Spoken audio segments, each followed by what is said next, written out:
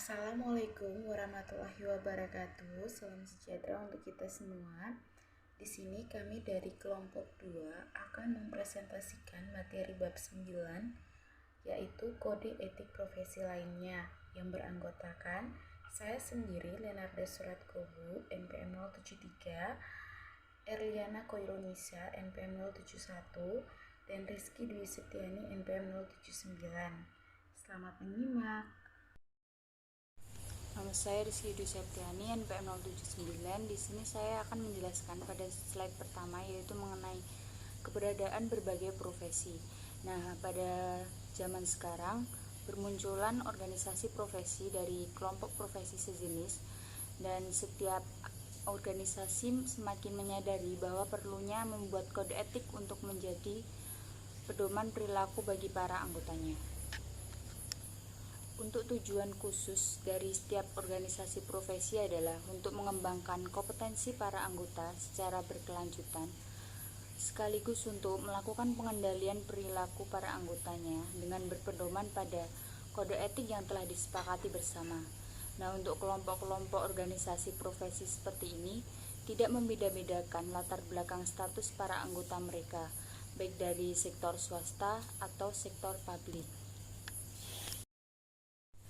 Pada slide selanjutnya yaitu terkait kode etik Badan Pemeriksa Keuangan Republik Indonesia atau BPK-RI.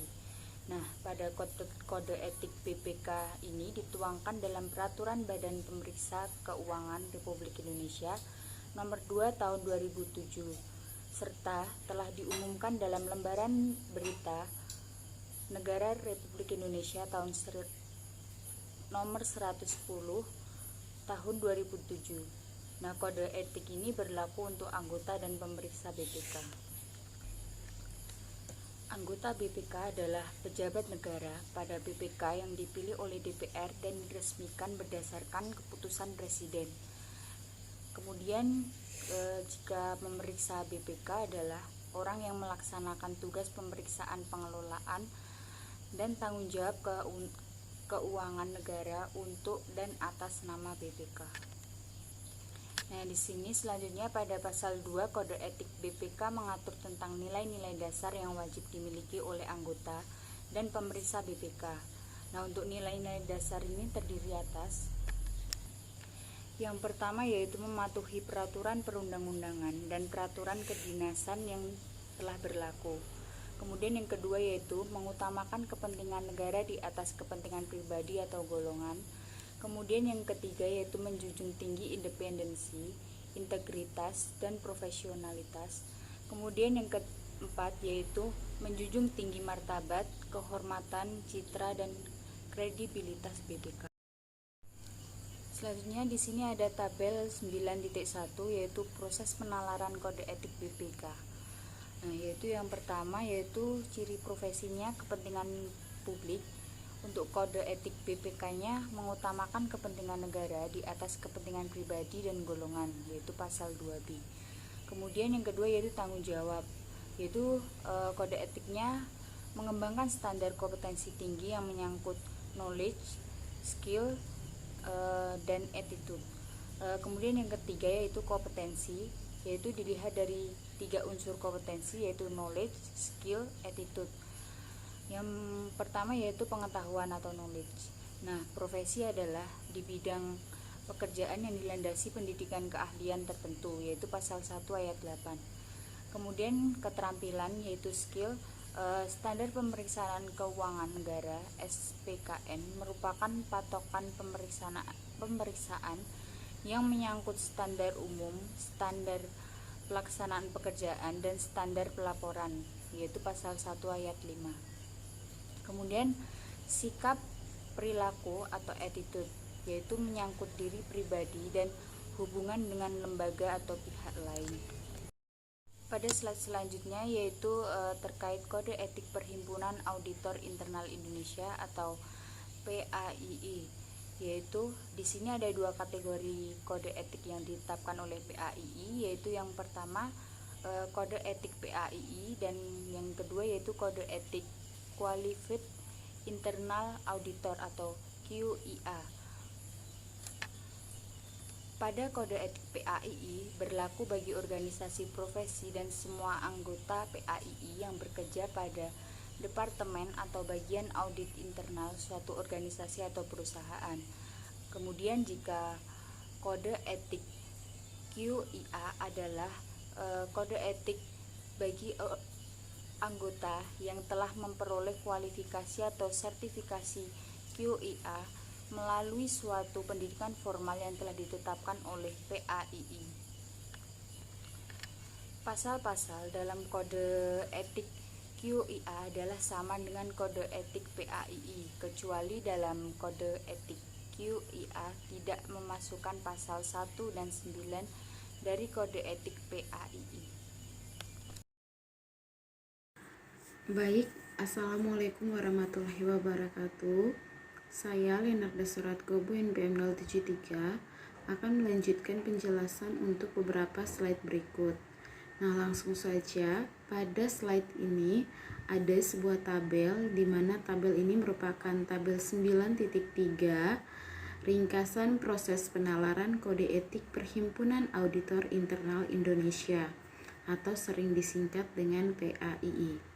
Nah, tabel ini juga merupakan tabel lanjutan di mana ciri-ciri profesi untuk beberapa poin sudah dijelaskan oleh teman saya pada slide sebelumnya.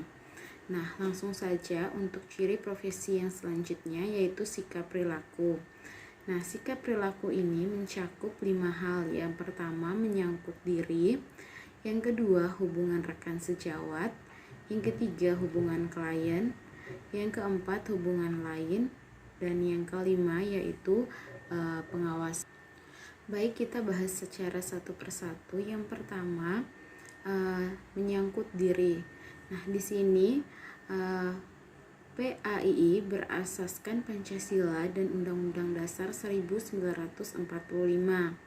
Yang kedua, para anggota diwajibkan bersikap jujur, objektif, dan hati-hati dalam menjalankan tugas maupun kewajibannya.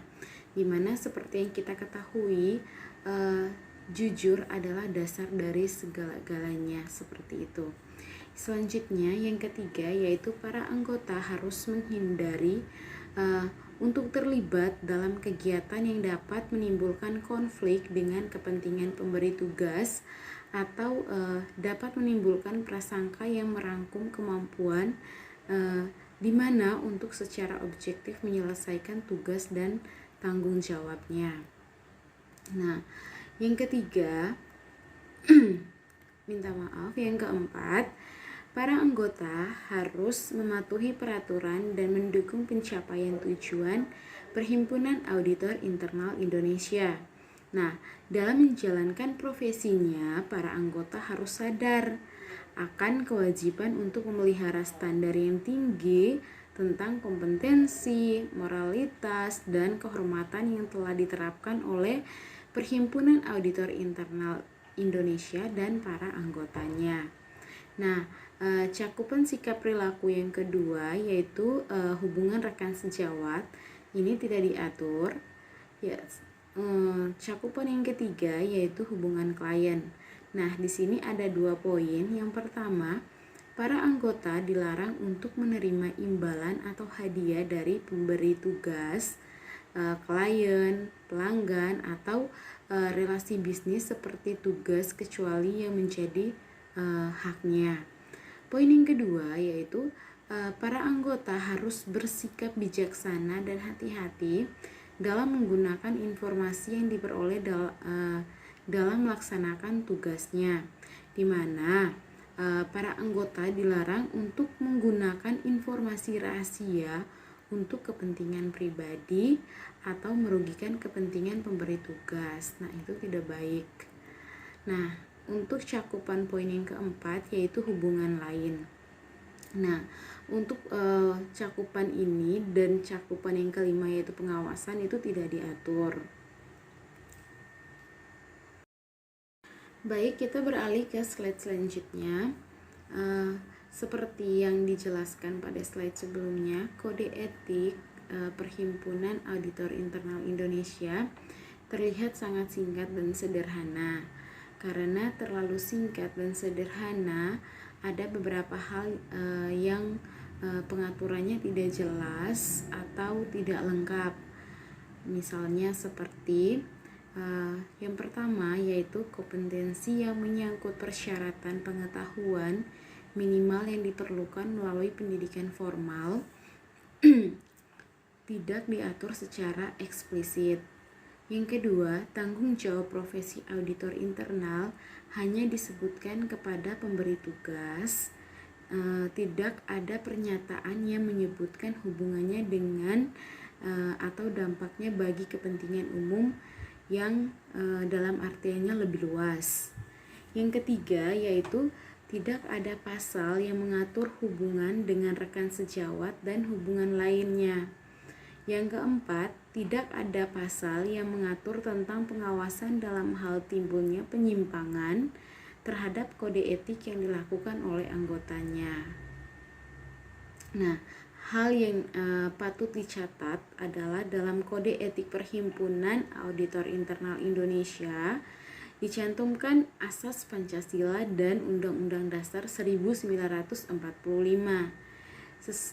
Sesuatu yang jarang dijumpai kode etik profesi lainnya.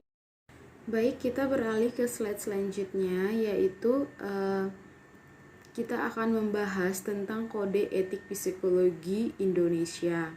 Nah, kode etik yang berlaku bagi ilmuwan psikologi dan psikolog dibedakan berdasarkan latar belakang pendidikan mereka, di mana latar belakang pendidikan ini menentukan boleh atau tidaknya seseorang melakukan praktik psikologi.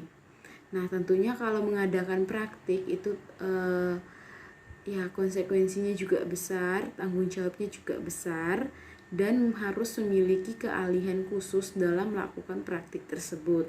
Nah, para ilmuwan psikologi dalam batas-batas tertentu dapat memberikan jasa psikologi, tetapi tidak boleh menjalankan praktik psikologi. Nah, praktik psikologi ini hanya boleh dilakukan oleh para psikolog. Nah, dengan menggunakan metode penalaran pada gambar 9.1, maka esensi dari kode etik psikolog dapat dirangkum seperti pada tabel yang saya sudah lampirkan di sini, merupakan tabel 9.4, ringkasan proses penalaran kode etik psikolog. Nah, di sini ciri profesi yang pertama kepentingan publik, terus yang kedua tanggung jawab, yang ketiga kompetensi, dan untuk ciri yang pertama yaitu kepentingan publik, di mana ada 2 poin. Yang pertama, mengabdikan pengetahuan tentang perilaku manusia bagi kesejahteraan manusia. Yang kedua, mengutamakan kepentingan umum daripada kepentingan pribadi atau golongan. Ciri yang kedua yaitu tanggung jawab. Nah, di mana pentingnya setiap ilmuwan psikolog mempunyai rasa tanggung jawab menyangkut kompetensi, objektivitas, kejujuran, integritas, bersikap bijak, dan hati-hati. Selanjutnya, ciri yang ketiga yaitu kompetensi. Nah, kompetensi ini mencakup pengetahuan, keterampilan, dan perilaku. Nah, pengetahuan di mana ilmuwan psikolog adalah para lulusan perguruan tinggi dan universitas di dalam maupun di luar negeri, yaitu mereka yang telah mengikuti pendidikan dengan kurikulum nasional. Nah, selain itu, lulusan pendidikan tinggi S2 dan S3 dalam bidang psikologi yang pendidikan S1 diperoleh bukan dari Fakultas Psikologi. Nah, ilmuwan psikologi yang tergolong kriteria tersebut dinyatakan dapat memberikan jasa psikologi, tetapi tidak berhak dan tidak berwenang untuk melakukan praktik psikologi di Indonesia. Nah, yang kedua yaitu keterampilan.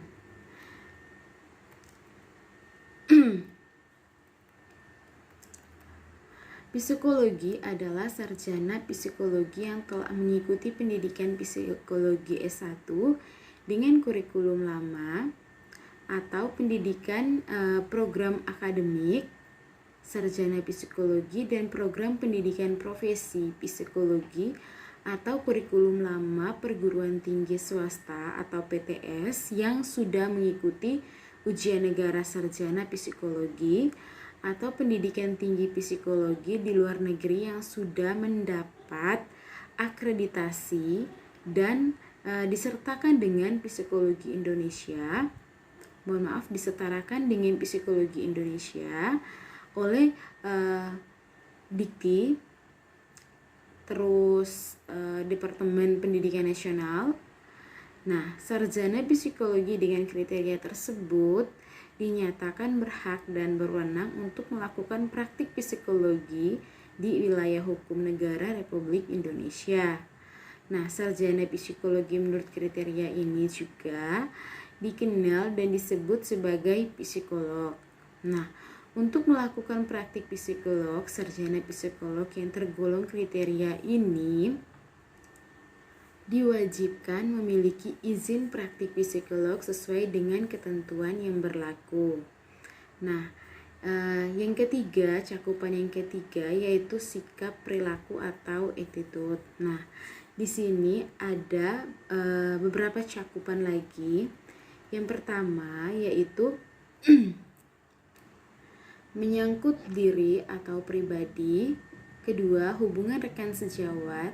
Ketiga, hubungan klien. Keempat, hubungan lain.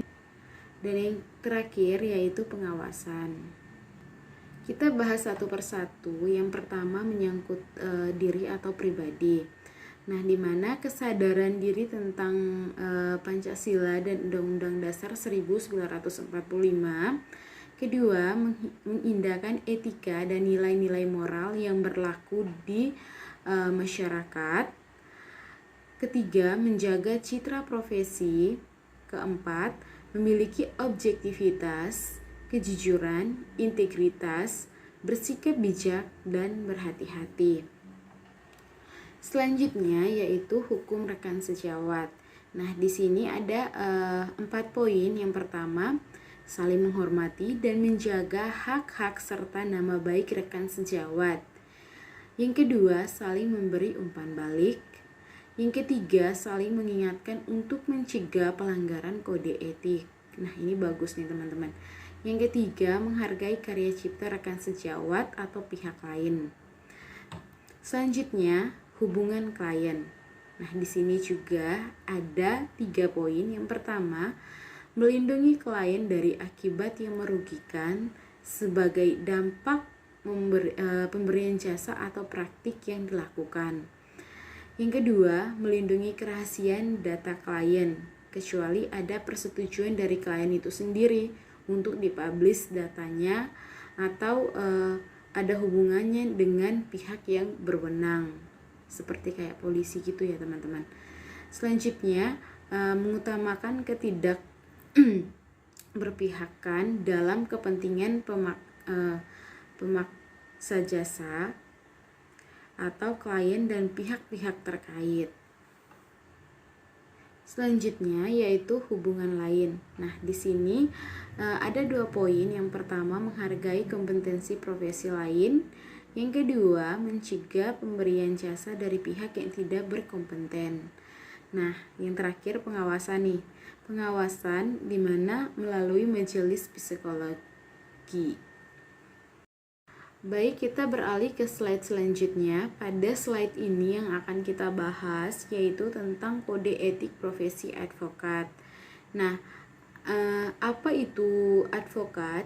Advokat merupakan salah satu subprofesi di bidang hukum. Nah, sebagaimana dikatakan oleh Abdul Qadir Muhammad dalam peraturan hukum di mana mengatur dan menjelaskan bagaimana seharusnya. Yang pertama, legislator menciptakan hukum. Kedua, penjabat melaksanakan administrasi negara. Ketiga, notaris merumuskan kontrak-kontrak harta kekayaan. Keempat, polisi dan jaksa menegaskan ketertiban hukum. Kelima, pengacara membela kliennya dalam menginterpretasikan hukum. Keenam, hakim menerapkan hukum dan menetapkan keputusannya. Ketujuh, pengusaha menjalankan kegiatan bisnisnya. Kedelapan, konsultan hukum memberikan nasihat kepada kliennya.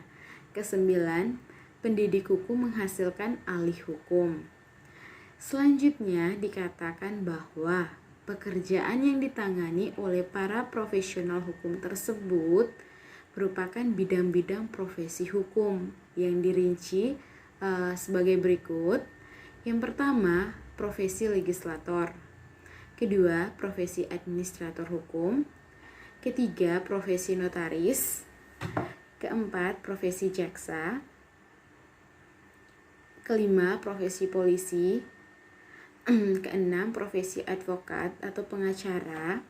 Nah, di sini saya akan berikan sedikit penjelasan dari apa yang saya dapat, apa yang saya tangkap. Mungkin kalau salah mohon Pak Ivan merevisi, bahwa sebelum berlakunya undang-undang advokat, itu pengacara dan advokat memiliki pengertian dan penerapan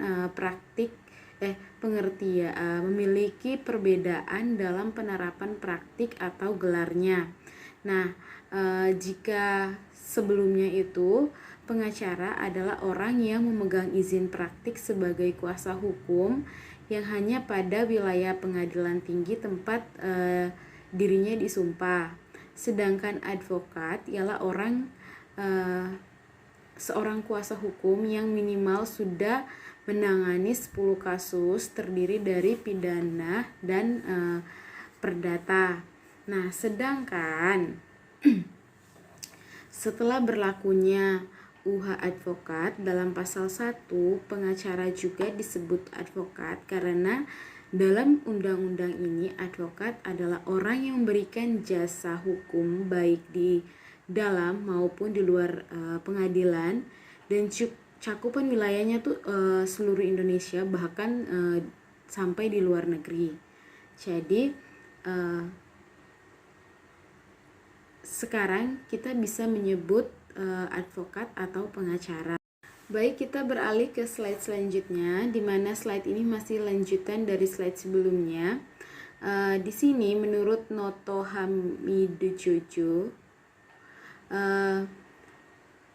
di mana seorang profesional di bidang hukum perlu memiliki 1. Sikap manusiawi. Artinya, tidak hanya menghadapi hukum secara formal, melainkan kebenaran yang sesuai dengan hati nurani. Kedua, sikap adil. Artinya, mencari kelayakan yang dengan perasaan masyarakat. Ketiga, sikap patuh. Artinya, mencari pertimbangan untuk menentukan keadilan dalam suatu perkara konkret. Keempat, sikap jujur, di mana memiliki pengertian menyatakan suatu hal benar menurut apa adanya, serta menjauhi yang tidak benar dan tidak patuh. Nah, di Indonesia sendiri itu terdapat lebih dari satu organisasi profesi advokat. Nah, Kode Etik Profesi Advokat berlaku sejak tanggal ditetapkan pada tanggal 23/2002 dan disepakati berlaku bersama untuk organisasi profesi advokat yang tergabung dalam komite kerja sama dengan Advokat Indonesia atau sering disingkat sebagai KKAI, yang terdiri atas 7 organisasi, yaitu Ikatan Advokat Indonesia, Asosiasi Advokat Indonesia, Ikatan Penasihat Hukum Indonesia, Asosiasi Konsultan Hukum Indonesia, Himpunan Konsultan Hukum Pasar Modal, Serikat Pengacara Indonesia, dan Himpunan Advokat dan Pengacara Indonesia. Baik, kita beralih ke slide selanjutnya. Nah, di sini ada sebuah tabel, yaitu tabel 9.5 ringkasan profesi penalaran kode etik profesi Advokat Indonesia. Nah, dengan menggunakan model pada model penalaran pada gambar 9.1, maka esensi kode etik profesi advokat dapat dirangkum dalam tabel ini. Nah, di sini yang pertama minta maaf, di sini terdapat ciri profesi. Nah, ada 3, yaitu kepentingan publik, kedua tanggung jawab, dan ketiga itu kompetensi. Nah, yang pertama kepentingan publik.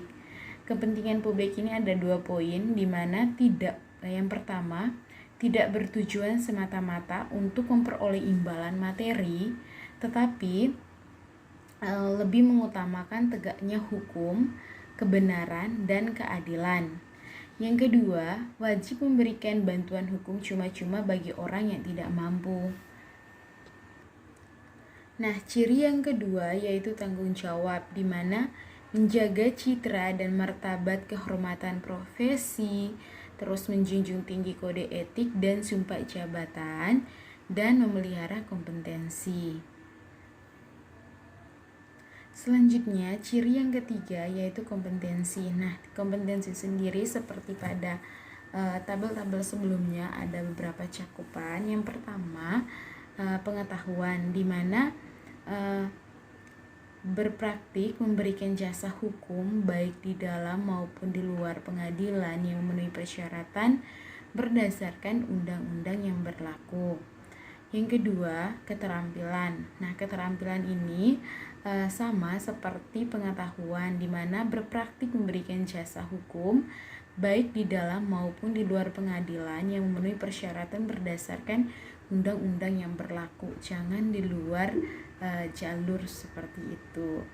Dan yang ketiga, sikap perilaku atau attitude. Nah, sikap perilaku ini mencakup beberapa hal. Yang pertama, menyangkut diri atau kepribadian. Nah, di sini ada 5 poin. Yang pertama, bertakwa kepada Tuhan Yang Maha Esa, bersikap satria, jujur, serta menjunjung tinggi hukum dan undang-undang dasar. Poin yang kedua, bersedia memberikan nasihat dan bantuan hukum tanpa membedakan agama, suku, keturunan, kedudukan sosial, dan keyakinan politik. Ketiga, bekerja dengan bebas dan mandiri, serta tidak dipengaruhi oleh siapapun, dan wajib menjunjung tinggi hak asasi manusia dalam hukum negara Indonesia. Poin yang selanjutnya, tidak dibenarkan melakukan pekerjaan lain yang dapat merugikan kebebasan, derajat, martabat dari advokat sendiri. Nah, poin yang terakhir, bersikap sopan terhadap. Saya Erliana Auronisa, NPM 71, izin melanjutkan materi, yaitu pada slide ini terdapat lanjutan materi mengenai tabel 9.5 ringkasan proses penalaran kode etik profesi advokat Indonesia. Untuk lebih jelasnya, teman-teman bisa melihat pada buku halaman 206. Nah, untuk pada slide ini juga masih dari lanjutan tabel 9.5 yang menjelaskan ringkasan proses penalaran kode etik profesi advokat Indonesia dengan ciri profesi, hubungan lain, dan pengawasan. Untuk kode etik advokatnya bisa dilihat pada buku halaman 207. Baik, yang selanjutnya adalah perbandingan kode etik.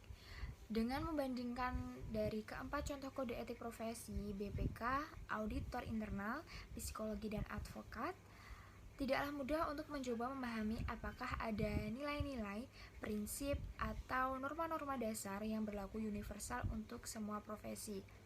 Hal ini mengingat adanya keragaman dalam sistematika penulisan, isi, dan konsep-konsep yang digunakan.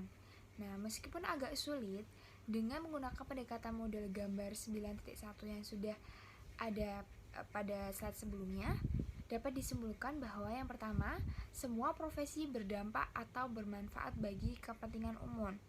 Meskipun arti umum mempunyai tingkat keluasan yang berbeda. Sebagai contoh, BPK adalah kepentingan negara, sedangkan auditor internal adalah manajemen suatu entitas, dan psikolog adalah klien atau individu, kelompok, institusi, sedangkan advokat adalah klien dan demi penegakan hukum dan keadilan. Yang kedua, yaitu untuk menjaga kepercayaan publik. Dalam setiap kode etik profesi, pada umumnya ditekankan pentingnya memelihara kompetensi tinggi secara berkelanjutan. Yang ketiga, yaitu kompetensi mencakup pengetahuan melalui pendidikan formal sesuai dengan latar belakang profesinya, atau keterampilan teknis dan sikap perilaku. Meskipun kompetensi yang menyangkut pengetahuan adanya secara eksplisit diatur dalam kode etik atau tidak diatur dalam kode etik tetapi diserahkan. Untuk yang keempat, ada aturan mengenai sikap perilaku umumnya menyangkut tanggung jawab dan kesadaran diri sebagai pribadi, hubungan dengan rekan sejawat, hubungan dengan klien, dan hubungan dengan yang lainnya. Dan yang terakhir adalah tanggung jawab dan kesadaran diri berkaitan dengan karakter utama atau prinsip-prinsip atau juga dengan nilai-nilai dasar yang harus dimiliki seorang profesional untuk menunjang citra dan martabat profesinya yang luhur. Nah, untuk pada saat ini terdapat ringkasan dari perbandingan kode etik pada setiap profesinya. Nah, yang pertama ada BPK, yaitu penekanan kode etik terdapat pada independensi, integritas, dan profesionalitas. Dan untuk profesi Perhimpunan Auditor Internal Indonesia, itu penekanan kode etik terdapat pada sikap jujur, objektif, hati-hati, dan menghindari konflik kepentingan. Dan untuk profesi psikologi, penekanan kode etiknya terdapat pada harus menjaga kompetensi, objektivitas, kejujuran, integritas, bersikap bijak, dan hati-hati. Untuk yang profesi yang terakhir ada advokat, yaitu penekanan kode etiknya itu terdapat pada ketakwaan kepada Tuhan Yang Maha Esa, bersikap satria, jujur, tidak membeda-bedakan agama, suku, keturunan, kedudukan sosial, keyakinan politik, mandiri, serta tidak dipengaruhi oleh siapapun dan menjunjung tinggi hak asasi manusia. Baik, untuk yang selanjutnya adalah profesi dan hakikat manusia utuh. Nah, bila seorang profesional benar-benar menghayati profesinya dan betul-betul mematuhi kode etik yang ditetapkan atas dasar kesadaran diri dalam melaksanakan profesinya, maka sebenarnya ia telah menjalani kehidupan sesuai dengan hakikat manusia seutuhnya. Hakikat manusia seutuhnya adalah hidup dengan menyeimbangkan pemenuhan PQ, IQ, EQ, dan SQ. Dengan demikian, walaupun tidak dijelaskan secara eksplisit di dalam setiap kode etiknya, seseorang profesional yang benar-benar telah mematuhi dan mengikuti kode etik profesi dalam menjalankan profesinya, itu disadari atau tidak, ia telah menjalani kehidupan sebagai manusia seutuhnya. Nah, pada saat ini merupakan penyelesaian kasus Mulia Lubis yang diberhentikan, yang penjelasan kasusnya teman-teman bisa lihat pada buku halaman 209. Nah, menurut saya, keputusan yang telah diambil oleh Majelis Kehormatan Daerah Indonesia tepat dan adil karena telah diketahui bahwa Todung melanggar Kode Etik Advokat Indonesia, di mana Todung menjadi tim bantuan hukum Komite Kebijakan Sektor Keuangan atau bisa disingkat dengan TBH KKSK, dan diminta oleh BPPN untuk melakukan legal audit terhadap kekayaan Salim Group. Ketika beralih ke pemilikan ke pemilik yang baru, pemilik baru itu menggugat Salim Group dengan menggunakan Todung selaku kuasa hukumnya, dan di persidangan Todung membeberkan isi perjanjian dari TBH KSKK yang seharusnya tidak boleh diungkapkan pada persidangan. Terlihat jelas dalam dokumen tim bantuan hukum apabila Salim Group melanggar, tetapi justru Todung berbohong dengan berkata bahwa Salim Group tidak melanggar hal tersebut. Padahal buktinya sudah nyata bahwa terjadi pelanggaran tersebut dan itu sudah ada dokumennya. Nah, untuk yang selanjutnya adalah reaksi yang disampaikan oleh Todung Mulia itu tidak wajar dan sama sekali tidak dapat dibenarkan karena di iklan media massa Todung merekayasa putusan pengadilan sehingga sangat jauh dari keaslian putusan pengadilan. Dengan demikian, dia telah melakukan kebohongan publik dan mendapat peringatan keras dari Dewan Kehormatan Pusat Ikatan Advokat Indonesia. Nah, sudah pantaslah Todung benar-benar dipecat secara permanen tanpa harus dipertimbangkan lagi. Nah, untuk yang selanjutnya adalah pendapat saya mengenai pernyataan Todung yang merasa dirinya tidak melanggar kode etik advokat. Nah, menurut saya pernyataan Todung yang merasa bahwa dirinya tidak melanggar kode etik advokat yaitu saya tidak suka dengan pernyataan yang telah dilontarkan oleh Todung karena sudah jelas ia bersalah dan melanggar kode etik advokat, bahkan bukti-bukti tertulisnya pun telah ada, tetapi masih saja Todung membela dirinya sendiri seakan-akan dia tidak bersalah. Nah, sangatlah keterlaluan sikap yang telah dilakukan oleh Todung tersebut. Sekian presentasi dari kelompok kami, kurang lebihnya mohon maaf. Wassalamualaikum warahmatullahi wabarakatuh.